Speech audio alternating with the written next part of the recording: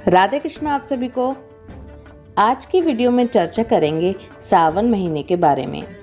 सावन मास जल्दी ही आ रहा है, इसमें क्या करें, कैसे करें, इस सब के ऊपर डिटेल में चर्चा करेंगे। देवशयनी एकादशी से चतुर्मास शुरू हो गया है। भगवान विष्णु 4 महीने की योग निद्रा में जाते हुए सृष्टि का कार्यभार भगवान शिव को सौंप जाते हैं। भगवान शिव त्रिदेवों के देव हैं। भगवान शिव को महादेव कहा जाता है।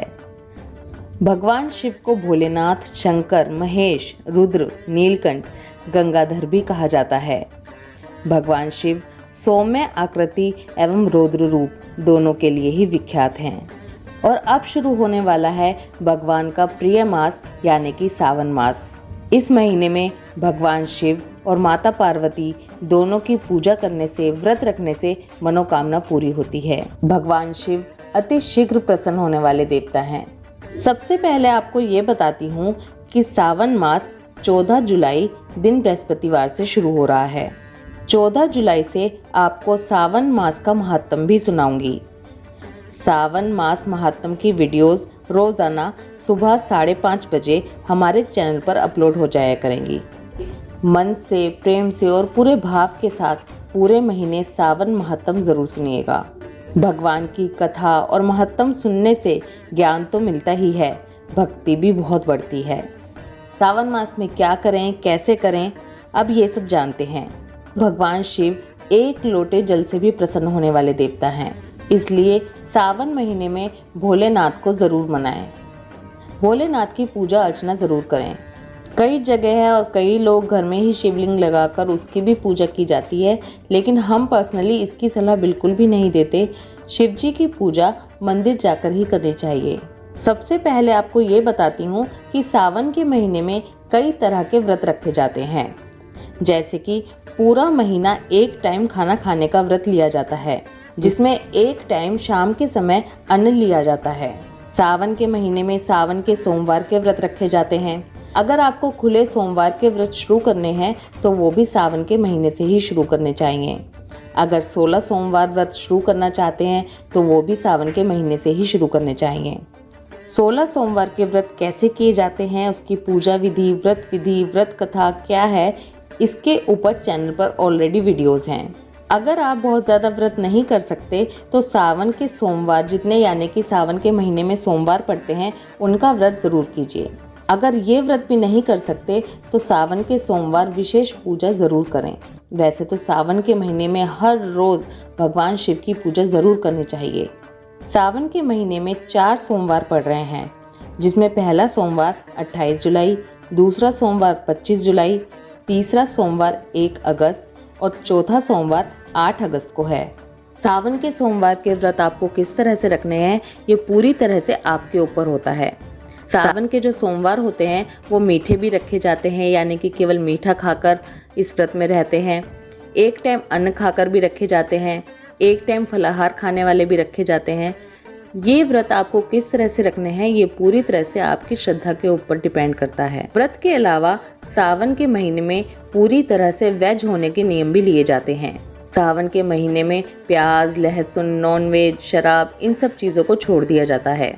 सावन के महीने में पूरा महीने मंदिर ज़रूर जाएं, भगवान शिव का और शिव परिवार का अभिषेक ज़रूर करें। सावन के महीने में शिव पुराण पढ़ा जाता है, महामृत्युंजय मंत्र से जप भी किया जाता है।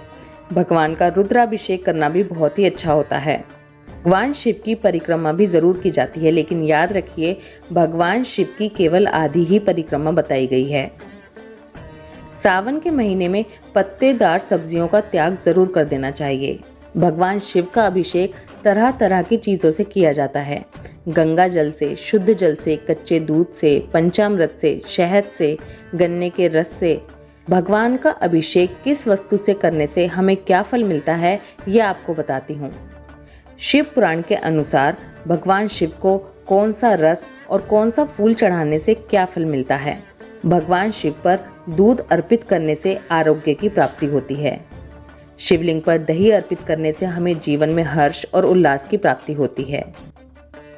शिव पर शहद चढ़ाने से रूप और सौंदर्य प्राप्त होता है, वाणी में मिठास रहती है, समाज में लोकप्रियता बढ़ती है। शिवलिंग पर घी चढ़ाने से हमें तेज की प्राप्ति होती है। शिवलिंग पर शक्कर चढ़ाने से सुख, समृद्धि और ऐश्वर्य की प्राप्ति होती है। भगवान शिव पर इत्र चढ़ाने से धर्म की प्राप्ति होती है। भगवान शिव पर सुगंधित तेल चढ़ाने से धन धान्य की वृद्धि होती है। जीवन में सभी भौतिक सुखों की प्राप्ति होती है। शिवलिंग पर चंदन चढ़ाने से समाज में यश और मान सम्मान की प्राप्ति होती है। कोशिश करें कि भगवान शिव को सफेद चंदन अर्पित करें। भगवान शिव को केसर अर्पित करने से दाम्पत्य जीवन सुखमय होता है। विवाह में आने वाली समस्त अड़चनें दूर हो जाती हैं। मनचाहा जीवन साथी प्राप्त होता है और विवाह के योग शीघ्र बनते हैं। शिवलिंग पर भांग चढ़ाने से हमारे समस्त पाप और समस्त बुराइयां नष्ट हो जाती हैं। भगवान शंकर की धतूरे के साथ पूजा की जाए तो भगवान शंकर सुयोग्य पुत्र प्रदान करते हैं। ऐसा पुत्र जो कुल का नाम रोशन करने वाला होता है। आंवला या आंवले के रस से भगवान शिव का पूजन किया जाए तो दीर्घ आयु प्राप्त होती है।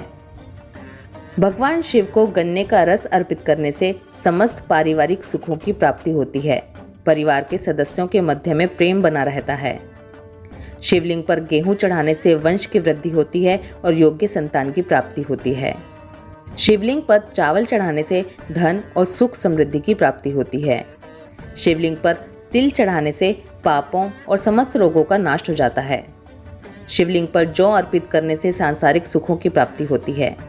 भगवान भोलेनाथ की बेलपत्र से पूजा करने से सभी संकट दूर होते हैं। भगवान भोलेनाथ की दूर्वा से पूजन करने से दीर्घ आयु की प्राप्ति होती है। भगवान भोलेनाथ को हर श्रृंगार के फूल चढ़ाने से जीवन में सुख, संपत्ति और ऐश्वर्य की प्राप्ति होती है। भगवान भोलेनाथ को चमेली के फूल चढ़ाने से सुख समृद्धि की प्राप्ति होती है। भगवान भोलेनाथ को आंकड़े के फूल चढ़ाए जाएं, उनका श्रृंगार आंकड़े के फूलों से किया जाए तो जीवन के सभी सुख मिलते हैं और पितरों को मोक्ष की प्राप्ति होती है। भगवान भोलेनाथ की अलसी के फूलों से पूजा करने से मनुष्य सभी देवताओं को प्रिय हो जाता है। भगवान भोलेनाथ की बेला के फूल से पूजन करने पर मन चाहा सुंदर जीवन साथी मिलता है। भगवान भोलेनाथ की जूही के फूल से पूजन करने से घर, कारोबार में धन धान्य की कोई भी कमी नहीं होती। इन सब चीज़ों को देखते हुए पता चलता है कि भगवान भोलेनाथ हमें क्या नहीं देते, बस हमें सच्चे मन, श्रद्धा और भाव से उनका पूजन करना आना चाहिए। भगवान शिव का पूजन बच्चे, कुंवारे लड़के, लड़कियां, विवाहित महिलाएं, पुरुष सभी करते हैं और सभी की मनोकामना पूरी होती है। कुछ लोग सावन के महीने से ही शिव जी पर जल चढ़ाने का चालीसा पकड़ते हैं, यानी कि रोज मंदिर जाते हैं और शिव जी पर जल चढ़ाते हैं और 40 दिन तक ऐसा करते हैं। ऐसा करने से मनोकामना पूरी होती है। इसी के साथ फिर से कहूँगी कि 14 जुलाई से हमारे चैनल पर रोज़ाना सावन महात्म की वीडियोज़ आएंगी, जिसमें आपको रोज़ सावन का महात्म सुनाऊंगी। वो वीडियो ज़रूर देखिएगा। आई होप आज की वीडियो आपके लिए हेल्पफुल होगी। वीडियो अच्छी लगे तो वीडियो को लाइक कर दीजिए। ये जानकारी सभी लोगों तक पहुँचे, इसलिए वीडियो को जितना हो सके उतना शेयर कीजिए। बोलो शिव शंकर भगवान की जय। राधे कृष्णा।